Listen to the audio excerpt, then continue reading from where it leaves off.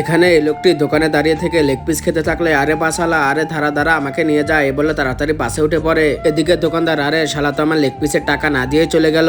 আরে ড্রাইভার সাহেব, আপনি তো আমাকে থুয়ে যাচ্ছেন, চাইলে তো 5 মিনিট দাঁড়াতেও পারতেন। আরে ভাই তুমি কে? তোমার জন্য পুরো যাত্রী নিয়ে আমি 5 মিনিট অপেক্ষা করব? গাড়িতে উঠেছো যখন, যাও সিটে যেয়ে বসো। আরে কিরকম ড্রাইভার রে বাবা, আমাকে লেগ পিস খেতে দিল না।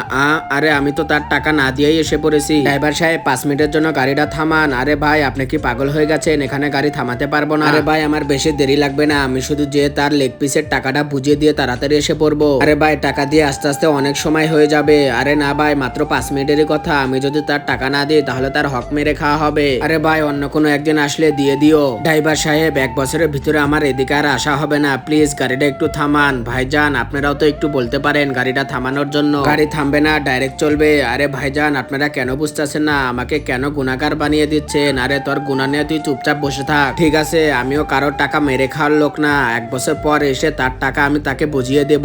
আরে ভাই জানেন আজকে এক বেটা লেগ পিস খেয়েছে, টাকাও দেয় না এবং কি আমার প্লেটও নিয়ে গেছে। ওকে যদি আবার পায় তাহলে আর খবর আছে।